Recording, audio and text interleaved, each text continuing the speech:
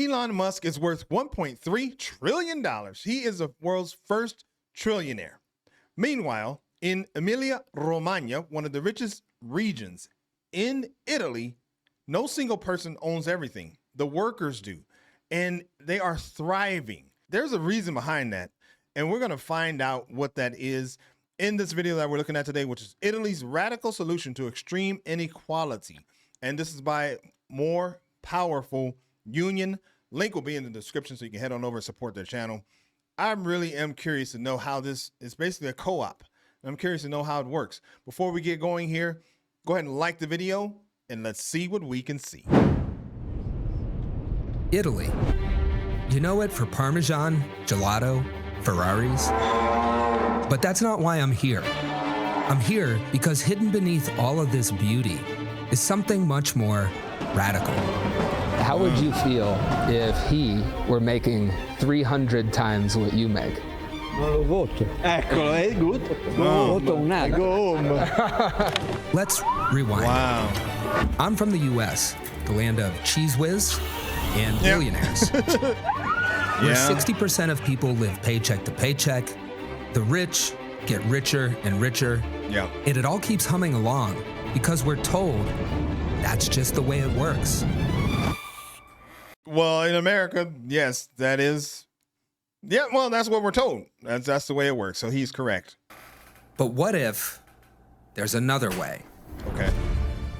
I booked a flight to Italy because I heard about a place where they make world-class Parmesan and where the economy works by a different set of rules. Each one will get a share based on what each one produces. We have about 2,000 of employees. 750 shareholders? Yes. You are a shareholder, yes? Yes. Shareholder? Yes, yes. In Emilia-Romagna, for more than a century, they've been testing a radical idea. What if wealth and power weren't just hoarded at the top? We are considered one of the richest regions in Italy, and I think the success has been determined by this collaboration. So what's the secret? What has Emilia-Romagna figured out that we haven't? And how am I supposed to understand anything if everyone's speaking in Italian? Enter Francois, my half Italian, half French friend. Hi, America. Cool. How are you? Who joined me on my journey to find out how a region can be so successful and so tasty when billionaires aren't calling the shots. America, you don't know what you're missing. We're about to find out, though. Wow, this is going to be really interesting. Like, I can't even bring my mind. Well, that's not true.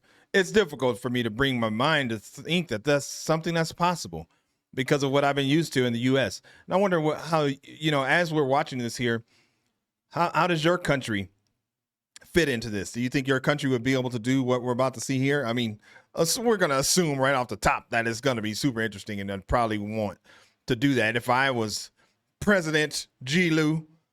I'd probably want to do something like this. Let's keep going. Are we going for all of this inside of this? It's better. Okay. Some might say that the cheddar must be tucked under the net. Oh, wow. But we're here for Parmesan. Yeah. Our first stop, Casafizio Borgataro, That's not a bad. small dairy in the mountains of Parma. Here, they make Parmesan the same way that it's been made for over 1,000 years. Oh, wow. Oh, yeah. That is a formidable cheese. What does it smell like? Parmigiano Reggiano. Yeah. Over 1,000 years. Every time I hear anything more than 250, it just reminds me of how young the United States is. Ilaria Bertinelli is our guide, an expert in the fine art of Parmesan. Tell us a little bit about your personal involvement in this whole process. My personal involvement is that I have cheese running in my veins because my family has been making cheese since 1895. Oh, wow. Tradition is the result of innovation that was successful. It turns out there's another tradition that has deep roots in these mountains and in this cheese. An economic model born out of struggle. They call it La Cooperativa. The co-op were a necessity, and absolute necessity. Every wheel is 45 kilos, and you need 600 liters to make one wheel. If you have 10 cows, you will never make 600 liters. So you need to be together. Casafizio Borgataro is a farmer cooperative. It's a fancy way of saying a bunch of farmers got together and said, hey, let's share. Very often, the farmers wouldn't have the money to make an investment like a dairy. So by joining forces together, they can get a loan that will fund the investment. That's interesting. I think on our video that we watched about Almeria, which was the town close by that has all of the greenhouses, that was their secret to success, is that they all worked together. So it sounds like that's what they do here. And again, you know, that's something that the U.S., when it was at the point of inflection in the U.S., where they had to choose between the government and the people, the government was the one that ended up giving money to the farmers and basically buying them out, consolidating all the power, everything like that. Of course, I'm talking about the produce, but it sounds like that's something similar here, that the people are the ones who decided that they're going to work together in order for their industry to be successful. Once they have a dairy, they can produce in larger quantities and compete at scale. You have a stronger negotiation power if you can sell a certain number of wheels rather than one wheel of cheese. Right. Then they share the profit based on how much milk each farmer produced. Oh man, maybe I'm rusty. I think it's official. I'm sticking with journalism. Oh God. In a mill, I don't know how to do that. Lisa knows how to do it. She kind of grew up on a farm, so she knows how to do that, but I don't know how. Emilia-Romagna, farming is dominated by cooperatives, from Parmesan to wine to produce. The result is an economy that, among other things, has kept rural communities alive.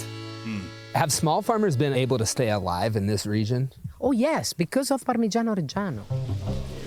They can survive with 20 cows and still have an income that enables the family to live on that. That's unheard of in the United States, surviving with 20 cows. E quindi la tua famiglia ha potuto mantenersi e rimanere qua e non emigrare grazie alla cooperativa. La cooperativa, insomma, ha salvato, diciamo, le aziende in queste zone, voglio dire. Ma anche tua famiglia? Anche la mia famiglia, sicuramente. In Emilia-Romagna, co-ops aren't a fringe idea. They make up a fifth of GDP in the entire region. Oh, wow. A fifth of GDP in the entire region. Okay. They're in construction, transportation, childcare, from the smallest dairies to the largest supermarkets. But for all their variety, they share one thing in common. There's no boss calling the shots, no outside investors pulling the strings. They are owned and run collectively by the producers, the consumers, or in the case of CPL Concordia, the workers themselves. This is a concept in America that we're really not familiar with, but is it right to say that the members, the shareholders, can choose their boss, choose who runs the company? Yeah. And is that you right now? Now I am the boss. Paolo Barbieri is the 33-year-old president of CPL Concordia. Okay. From the outside, CPL looks like any other company. They build energy infrastructure that supplies power across Europe to cities, hospitals, and companies like Lamborghini. Oh, wow. But the workers here aren't normal workers. And their boss isn't a normal boss. You are a shareholder, yes? Yes. Shareholder? Yes, yes, Shareholder? yes. Shareholder? Not yet. At CPL Concordia, 750 out of 2,000 workers are shareholders. Well, that's interesting because I'm wondering, like, what percentage? I don't know if that matters, but I would think that, you know, I worked at a company where I was a shareholder, but I might have had, like, you know, 4,000 shares where the CEO had like 200,000 shares. So, I don't know. I'm curious to see what he says about that. Meaning, they own the company collectively. We're in the call center, and about half of the people working here are worker owners. This is worker democracy in action. Every shareholder gets one vote, whether it's the president of the company or a worker on the factory floor. Oh, well, that answers that. Every shareholder, okay, gets one vote. And I know that, when I was a shareholder, the company I worked for, I don't think I really had any say. I wasn't voting on anything. So I just got shares that I could cash out when the company went public. But okay. All right. Well, that's interesting. They control how the business operates, who's at the helm, and how much the boss gets paid. How would you feel if he were making 300 times what you make? Non lo voto. Eccolo, è good. If he was making 300, no vote. Adesso l'ho votato. Se fa qualcosa che non funziona, non lo voto. Voto un altro. Go home. And you have the power to do. Quello è il potere, chiamiamo potere, che abbiamo noi, soci. CPL isn't the only worker co-op in Italy, but it stands apart as one of the biggest and one of the oldest, founded all the way back in 1899. Oh, wow. Its lasting success begs the question, why did cooperatives become so widespread here and not somewhere else? One of the most important differences is that the Italians like to do things on their own, not to work for others. Vera Zamagni is a leading expert on Italian cooperatives. I'm always saying that in the case of Italy, the success of cooperatives is also due to the fact that we do not have big business. Why doesn't Italy have big business like we do in the US? It turns out cooperatives had something to do with it. Oh, really? I'm curious to see what this is going to be. The earliest cooperatives emerged as small groups of artisans and workers. Some were socialist, others were Catholic, all united by the belief that power should be shared and profits should stay close to home. But in the 1920s, the country took a dangerous turn. Mussolini's fascists came into power, and immediately they saw the cooperative movement as a threat. Understand why fascism was against cooperativism. Fascism was against cooperatives for the simple reason that cooperatives are grassroots organizations that will not be controlled by any government on top. Yeah, I mean, this is a little bit of what's happening in the U.S. right now, in my opinion, is they don't want the power to be with the people.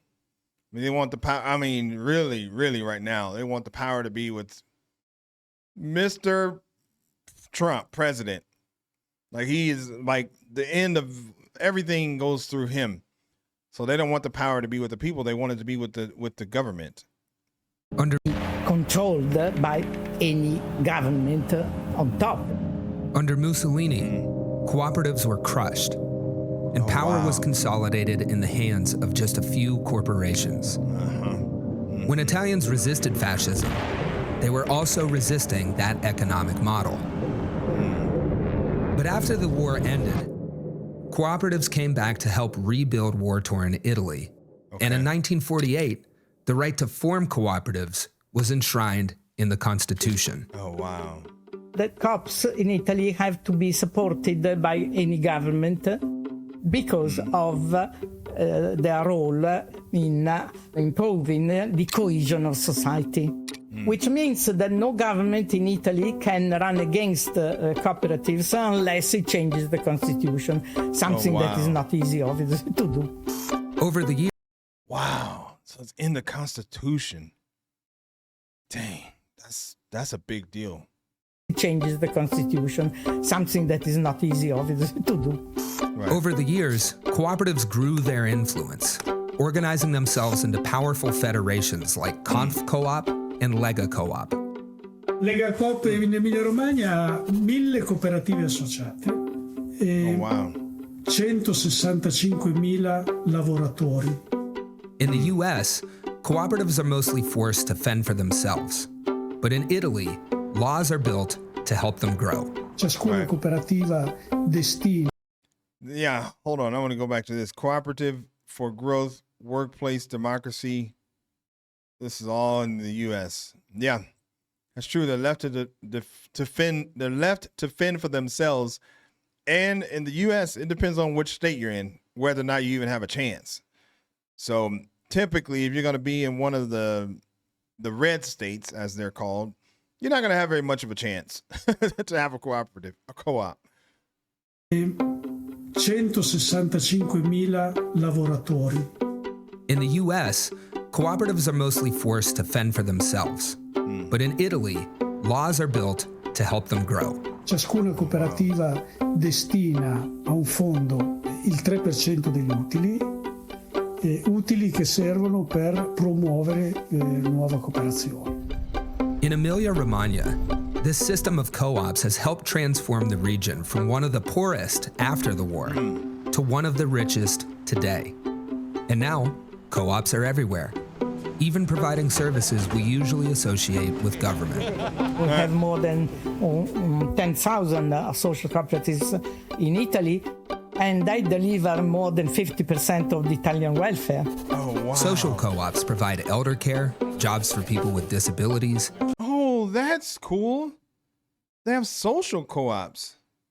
I guess I was just thinking they were just all, businesses. But, oh, man, that is like just super intertwined because you got people that are working together to help other people. So I think that's awesome. Fair. Social co-ops provide elder care, jobs for people with disabilities, and in cities like Reggio Emilia, they handle over half of municipal waste. Oh, wow. Members make decisions together, like whether to buy a new truck. Avete fatto investimenti tutti insieme? Sì. E vi è capitato di decidere questi investimenti? Sì. E voi eravate sempre d'accordo? Preferite questo che prima? Sì, preferiamo questa. But even with laws and infrastructure in place, the road to forming a cooperative isn't always so smooth. Uh-oh. Here we go. This is how, have you ever watched one of those murder mystery shows? And like in the beginning, you're like, he or she or whoever is guilty. I mean, it's so super obvious. And then all of a sudden the defense comes along and you're like, wait a second. So that's kind of what just happened right here. The defense is coming along. The part that's not so great about it. It makes it less obvious. The road to forming a cooperative isn't always so smooth, especially when powerful financial forces are standing in the way. È stata una cosa inaspettata perché la fabbrica andava benissimo, non c'era nessun problema, non c'era stato nessun sentore della possibilità che si potesse chiudere. Snupo Tapanasi has worked in this factory for most of his life, building axle shafts for brands like Ferrari, BMW, and Maserati. Quindi io sono uno dei più anziani, diciamo, sono entrato in fabbrica nel 1987. For decades, the plant was one of the largest employers in the region. Hundreds of workers with steady paychecks and a future that they could count on. But in 2018, a British private equity firm took over. And just 3 years later, Snupo got an email that changed everything. Damn. Tell me how it felt in the moment, the first time that you got the email that said you were laid off. Una situazione veramente imbarazzante. Quando siamo arrivati qua ho visto persone lo sguardo sperso, qualcuno era scioccato. All at once, the factory was shut down. 422 workers had lost their jobs. Oh, man. In America, that would have been the end of it. Right. You pack up and you leave. Yeah. But here in Italy, they do things a little differently.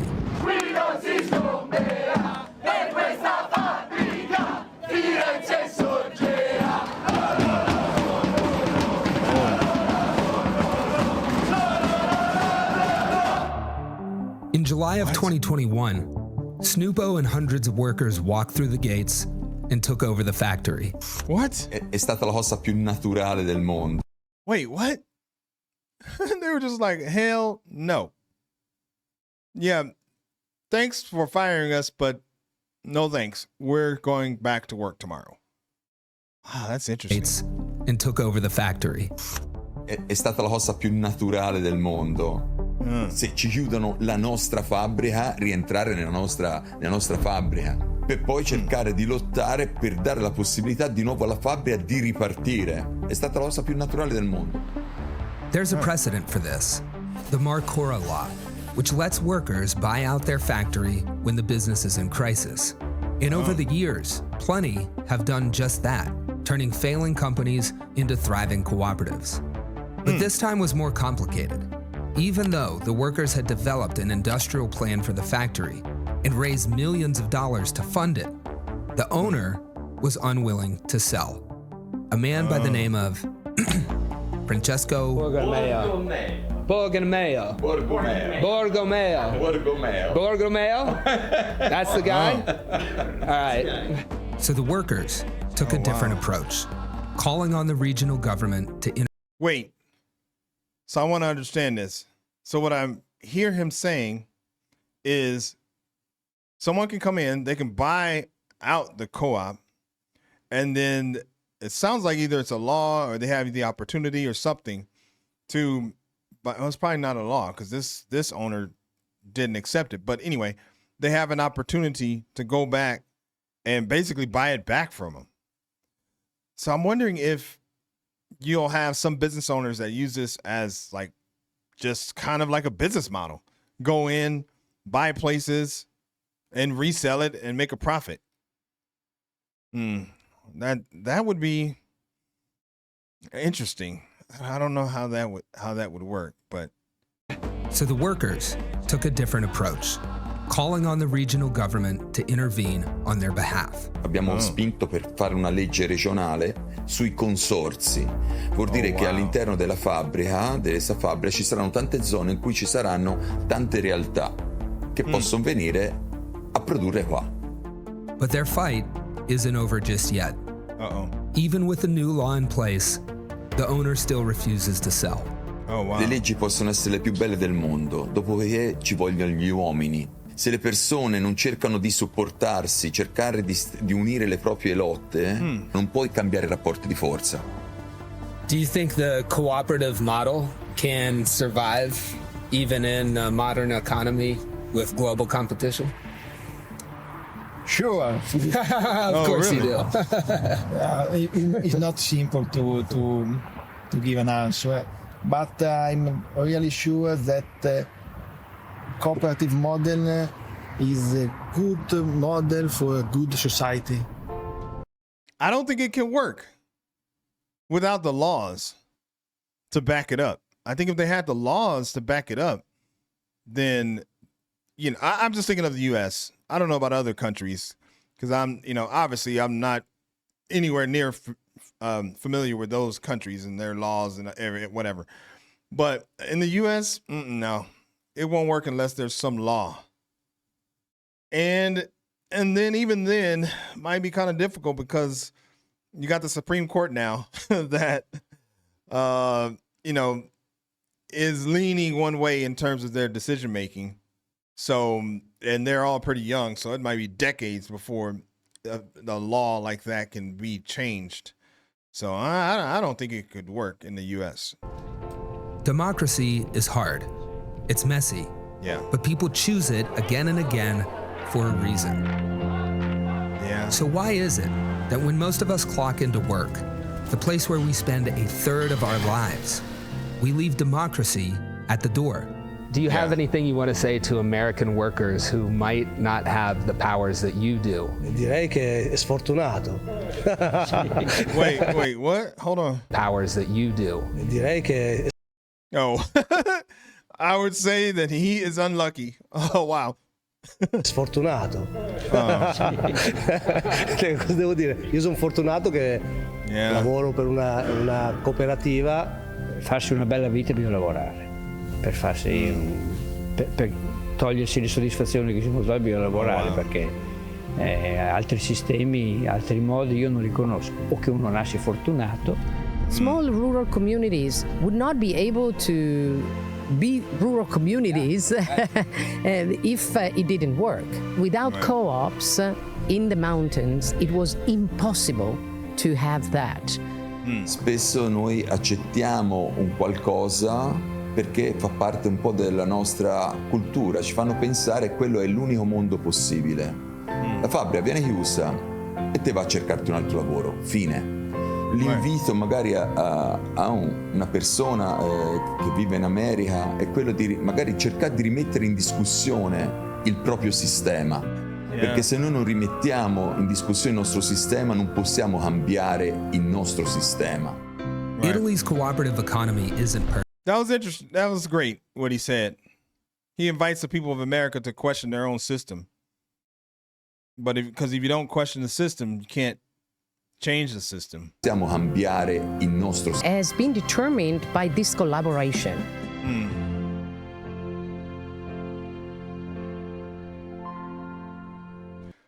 Oh man, that was great. And I bet you it changes the dynamic in their region, in their country. Because I know like when I worked in Las Vegas, you know, and I worked in the tip industry, like you just knew that everybody there was working on tips. So you would tip, you would get tips, like you would just take care of each other, and it just gave you like a sense of family. So probably them just knowing that, you know, everywhere is reliant on co-ops and they work through co-ops and everything, it just probably creates even a greater sense of community. So I don't know, it's a little bit challenging to know whether or not something like this would work in the US. Will it work in your country? Put it in the comments and let me know what you think. That was a great video there. Hopefully you liked it. If you did, then subscribe to the channel, man. It's easy and it's free. My name is Greg. I'll catch you on the next video. Peace.